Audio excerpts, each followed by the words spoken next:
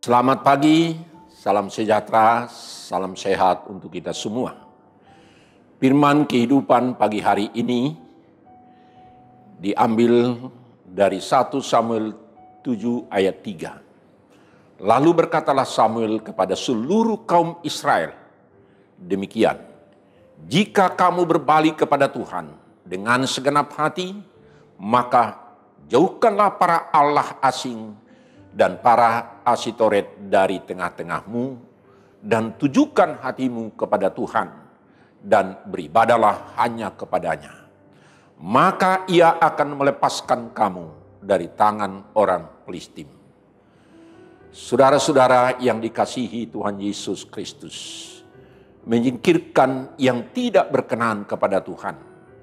Setiap orang merindukan yang terbaik dalam hidupnya. Maka selalu kita berusaha dengan segenap tenaga.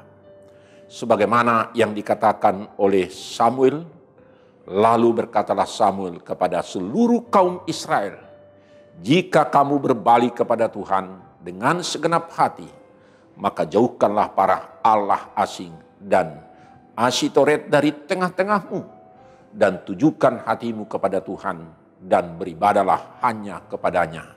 Maka ia akan melepaskan kamu dari tangan orang Filistin. Saudara-saudara yang dikasihi Tuhan Yesus Kristus, pertobatan menghadirkan kemenangan, kedamaian, sukacita, dan kebahagiaan. Dan menjadi pertanyaan dalam hidup kita, dan juga bagi perjalanan kita masing-masing. Mengapa hidup umat Israel tetap menderita dijajah orang Filistin? Padahal dari perikop sebelumnya kita tahu bahwa tabut Allah kembali ke tanah Israel dan sudah dimiliki mereka. Dan orang Filistin pun sebenarnya kapok menghadapi Tuhan Yahweh karena dewa Dagon tidak sanggup menghadapi keperkasaan Allah Yahweh itu. Penindasan selama 20 tahun oleh Filistin disebabkan Israel tidak pernah sungguh-sungguh beribadah kepada Tuhan. Sekalipun tabut Allah menjadi simbol keagamaan semata-mata tanpa kesadaran bahwa Tuhan menuntut penyembahan tunggal secara khusus kepada Allah. Saudara-saudara, firman Tuhan menunjukkan bagaimana mereka sebenarnya apakah masih mereka menyembah dewa-dewa Kanaan. Itulah sebabnya keluhan Israel atas penindasan Filistin. Maka dijawab oleh Samuel dengan ajakan pertobatan. Pertobatan itu adalah kata kunci untuk kembali di dalam sukacita dan kebahagiaan.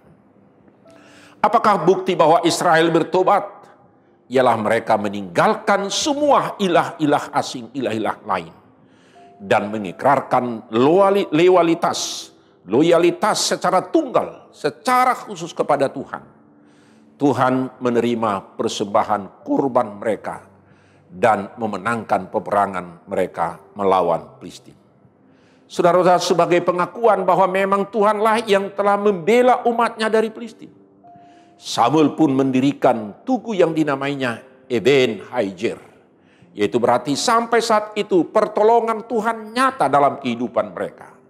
Kemenangan yang Allah berikan kepada umatnya sungguh nyata dalam kehidupan mereka. Maka dari kisah ini kita belajar ada dua hal. Pertama, saudara-saudara, di saat ada masalah, di saat ada pergumulan hidup yang menerpa kita, kita harus introspeksi diri. Kita harus evaluasi diri. Kita harus memeriksa diri kita dengan jujur dan tulus. Siapa tahu kalau ada kesalahan, ada dosa yang harus kita akui supaya kita bertobat. Lalu menjalani hidup baru dengan setia melakukan kehendak Tuhan. Maka kata kunci kebahagiaan dan ketenangan hidup dan berkat adalah pertobatan. Pertobatan adalah cara terbaik mengalami pemulihan, berkat dan bahkan kemenangan. Pertobatan sejati juga ditunjukkan dengan hanya menyembah kepada Tuhan Allah saja. Karena itu hidup beriman kepada Tuhan di setiap waktu dan tempat. Itulah kekuatan kita untuk menghadapi segala masalah apapun. Yakinlah dan percaya saudara-saudara. Yang kedua, perubahan hidup. Kalau kita berkata bertobat tetapi tidak ada perubahan hidup. Perubahan hidup awal segala kebaikan. Dari kehidupan Samuel kita belajar menemukan bahwa Tuhan memberkati pekerjaan bahkan pergumulan hambanya. Pemimpin yang tekun di dalam Tuhan mendatangkan keselamatan bagi masyarakat yang dipimpinnya. Mari kita menjadi umatnya yang setia dan mendukung pemimpin yang sungguh-sungguh membawa kepada kasih dan kebenaran dan keadilan Tuhan. Untuk hormat dan kemuliaan Tuhan. Seruan daripada Samuel kepada bangsa Israel untuk berbalik dan untuk memulai hidup baru kepada Tuhan yang telah melepaskan mereka dari perbudakan di tanah Mesir. Tetapi tidak seorang pun dapat berbalik arah jikalau mereka tidak menyadari bahwa mereka telah salah, telah berdosa, membuat sengsara hidup mereka, membuat kehidupan mereka gelap, dan kita perlu memang berbalik kepada Tuhan. Saudara-saudara, kita berbalik ke jalan yang benar. Kita harus menyadari bahwa Tuhanlah yang berperang bagi bangsa-bangsa. Bahwa Tuhanlah yang berperang menolong kita dalam setiap pergumulan masalah kita. Tuhan juga yang membawa mereka kepada padang rumput hijau. Dan itu yang dikatakan. Yang ketiga, saudara-saudara, supaya berjalan di dalam kekudusan menurut kehendak Tuhan. Berjalan di dalam kekudusan, sebagaimana Samuel memimpin tugasnya harus mengikuti dia dengan setia. Kekudusan bukanlah suatu sikap pasif. Akan tetapi kekudusan selalu dikaitkan dengan ketaatan dan kesetiaan. Sebab kemanapun pemimpin pergi, kesanalah juga kita akan pergi mengikuti dia. Bukannya meninggalkan dan berpaling kepada hal-hal yang lain. Yang belum pasti dapat memimpin kita. Dan melepaskan kita dari serangan apapun. Maka demikian juga firman kehidupan pada saat ini. Dalam kehidupan kita. Apakah kita sudah meninggalkan perbuatan-perbuatan yang dapat menyesatkan diri kita? Apakah kita sudah berpaling dari dosa dan kita mau bertobat dan kembali kepada pembaharuan melakukan perbuatan yang memuliakan Tuhan? Dan itulah menjadi introspeksi diri kita, evaluasi kita. Apakah kita benar-benar tahu bahwa Tuhanlah yang menjadi penolong kita?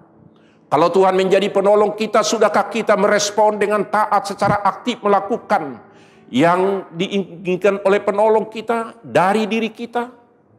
Jika tidak, inilah saatnya kita melakukan apa yang diinginkan Tuhan dari kita.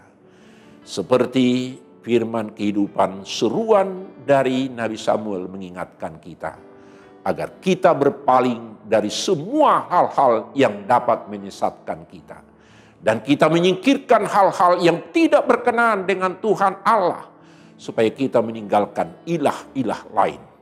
Tetap setia kepada sang pemimpin kita. Kita berdoa selalu agar dimampukan dan dikuatkan secara iman untuk melakukan yang dikehendaki oleh Allah. Semoga kita dimampukan Tuhan untuk melakukannya. Menyingkirkan hal-hal yang tidak berkenan kepada Tuhan. Menyingkirkan yang tidak berkenan kepada Tuhan. Ini dapat menguatkan iman kita dan memberikan damai sejahtera dan sukacita untuk kita.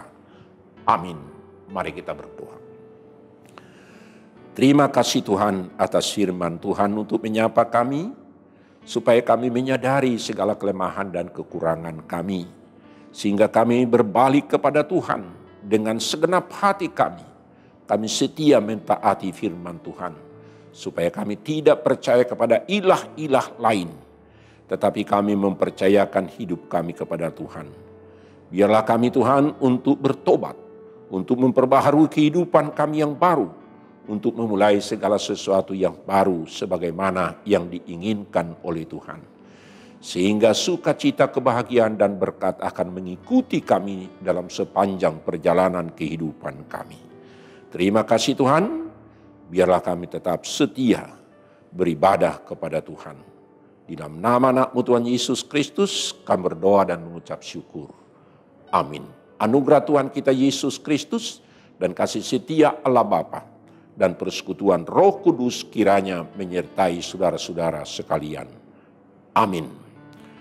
Salam sejahtera, tetap prokes, Tuhan beserta dengan kita. Amin.